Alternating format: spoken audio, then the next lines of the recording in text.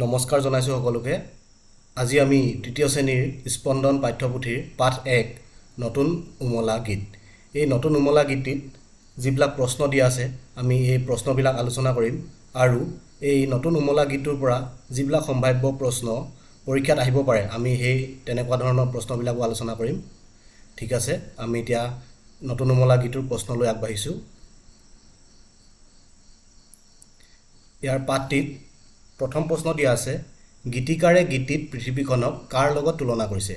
ইয়াৰ উত্তৰখিনি মই ইয়াত লিখি দিছোঁ। গীতিকাৰে গীতিত পৃথিৱীখনক এখন ঘৰৰ লগত তুলনা কৰিছে। 2 নম্বৰ প্ৰশ্ন, গীতিকাৰে আকাশখনক কাৰ সৈতে ৰিজাইছে? উত্তৰ, গীতিকাৰে আকাশখনক এখন ঘৰৰ ছালৰ সৈতে ৰিজাইছে। গ, কোনে গছৰ আগৰ পৰা জুমি চালে? উত্তৰ হ'ব, ৰঙা ৰ'দে গছৰ আগৰ পৰা জুমি চালে। ঘ, আলিবাট নহ'লেও কোন বেগাই আহে? আলিবাট নহ'লেও বতাহ বেগাই আহে। ঙ, ভৰি নহ'লেও কোন কোবেৰে যায়? উত্তৰ হ'ব, ভৰি নহ'লেও নৈ কোবেৰে যায়। এই 5টা প্ৰশ্ন পাঠটিত দিয়া আছে আৰু ইয়াৰ পিছতে কেইটামান সম্ভাৱ্য প্ৰশ্ন মই সন্নিৱিষ্ট কৰিছোঁ। প্ৰথম চ, গীতিত পিছল খালে নেকি বুলি কাৰ কথা কোৱা হৈছে? গীতিত পিছল খালে নেকি বুলি বেলিৰ কথা কোৱা হৈছে। দ্বিতীয় চ, নতুন উমলা গীতিৰ গীতিকাৰ কোন? উত্তৰ হ'ব, নতুন উমলা গীতিৰ গীতিকাৰ ডক্টৰ নিৰ্মল প্ৰভা বৰদলৈ। বৰ্গীয় জ, নতুন উমলা গীতি ক'ৰ পৰা সংগ্ৰহ কৰা হৈছে? উত্তৰ হ'ব, নতুন উমলা গীতি শিশু সাহিত্য সম্ভাৰৰ পৰা সংগ্ৰহ কৰা হৈছে। বৰ্গীয় ঝ, শিশু সাহিত্য সম্ভাৰৰ প্ৰকাশক কোন? উত্তৰ হ'ব, শিশু সাহিত্য সম্ভাৰৰ প্ৰকাশক শিশু সাহিত্য ন্যাস। ন্য, আমাৰ চৌপাশে থকা কি কি বস্তু আমি দেখা পাওঁ? ইয়াৰ উত্তৰ হ'ব, গছ গছনি, ঘৰ দুৱাৰ, জীৱ জন্তু, চৰাই চিৰিকটি, পৰ্বত পাহাৰ, ৰাস্তা, নৈ, গাড়ী আদি আমি দেখা পাওঁ। মূৰ্ধন্য ত, আমাৰ চৌপাশে থকা কি কি বস্তু আমি দেখা নাপাওঁ? ইয়াৰ উত্তৰ হ'ব, বায়ু, শব্দ, তাপ, বিদ্যুৎ আদি আমি দেখা নাপাওঁ। মূৰ্ধন্য ঠ, ছাল আৰু ছাল শব্দৰ অৰ্থ কি? এইটো তোমালোকে দেখিবলৈ পাইছা, এটা হৈছে প্ৰথম ছ ছাল আৰু আনটো হৈছে দ্বিতীয় ছ ছাল। প্ৰথম ছ ছালৰ শব্দৰ অৰ্থ হৈছে ঘৰৰ আচ্ছাদন বা ঢাকনি, আনহাতে দ্বিতীয় ছ লগা ছালটোৰ শব্দৰ অৰ্থ হৈছে গছ জন্তু আদিৰ গাৰ স্বাভাৱিক ঢাকনি বা বাকলি। ইয়াৰ পিছত আমি 2 নম্বৰ প্ৰশ্নলৈ আগবাঢ়িছোঁ। 2 নম্বৰ প্ৰশ্ন, গীতটোৰ আধাৰত ক অংশৰ লগত খ অংশ মিলা অহা। ক অংশৰ লগত খ অংশ, এইটো মই কৰি দিছোঁ তোমালোকক, তোমালোকে চাবা। ৰঙা ৰ'দে, ৰঙা ৰ'দে চালে জুমি জুমি, এইটোৰ লগত মিলিব। তাৰপিছত আকাশ, আকাশটো হ'ব আকাশ তাৰে ছাল, আকাশ তাৰে ছাল। পৃথিৱী, পৃথিৱী এখন ঘৰ। তাৰপিছত নৈ, নৈ যায় কোবেৰে, এইটো হৈ গৈছে। তাৰপিছত 3 নম্বৰ প্ৰশ্ন, 3 নম্বৰ ক, গীতিত পোৱা শব্দবোৰ শব্দজালত বিচাৰি ঘেৰ দিওঁ আহা। এটা কৰি দিছে ইয়াত, আলি, আলিটো ঘেৰ দিয়া আছে। এতিয়া আমি এই শব্দজালৰ পৰা বিচাৰিম কবিতাটোতনো কি কি আছে বা গীতটিত কি কি আছে। এইটো আকাশ, আকাশ এটা আছে, আকাশটো আমি এনেকৈ ঘেৰ কৰি দিব লাগিব, আকাশ। তাৰপিছত ভাল, ভাল আছে এটা। তাৰপিছত আছে ছাল, তাৰপিছত আছে ঘৰ,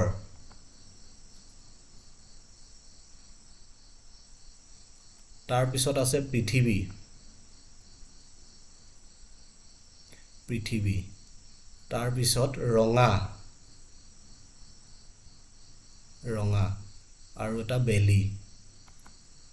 এইকেইটা আমি আটাইকেইটা শব্দ গীতটিত আছে, আমি এইকেইটা ঘেৰ দি দিছোঁ। ইয়াৰ পিছত আমি ইয়াৰ পাছৰ প্ৰশ্নলৈ গৈছোঁ। ইয়াৰ পাছৰ প্ৰশ্ন খ, উদাহৰণত দেখুওৱাৰ দৰে তলৰ শব্দবোৰৰ খালী ঠাইত একোটাকৈ আখৰ বহুৱাই নতুন শব্দ সজাৰ খেল খেলো আৰু লিখো আহা। ইয়াত এটা উদাহৰণ দিয়া আছে, আকাশ, আ কা, এইটো খালী ঠাই আছিলে, ৰ দিছে, ইয়াত আকাৰ হ'ব আৰু এইটো খালী ঠাই কা তলব্য কাশ, প্ৰকাশ। ঠিক তেনেদৰে এইটো পৰিল আছে আৰু এইটো আমি পকিল, পকিল কৰিছোঁ, পকিল, আৰু এইটো হৈছে পৰিল। এইটো আগৰ আমি ইয়াত বহালোঁ সাগৰ আৰু আখৰ।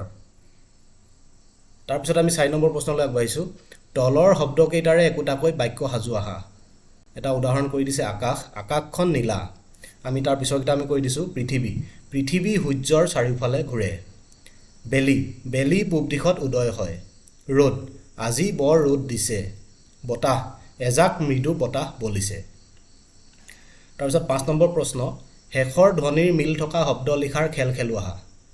এটা কৈ দিছে উদাহৰণ, ভাল, ছাল, তাল, গাল, জাল। এতিয়া আমি আলিটো কৰিম, কালি, চালি, বালি, জালি। তাৰপিছত আছে ইমান, ইমানটো হ'ব বিমান, হিমান, কিমান, যিমান। তাৰপিছত পৰিল, পৰিলটো হ'ব হৰিল, ভৰিল, মৰিল, কৰিল।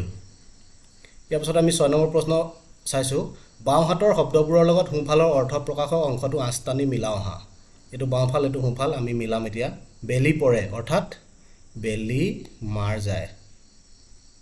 তাৰপিছত বেলি উঠে, বেলি উঠে ইয়াৰ অৰ্থ হৈছে বেলি উদয় হয়। বতাহ আহে, বতাহ আহে অৰ্থ হৈছে বতাহ বলে।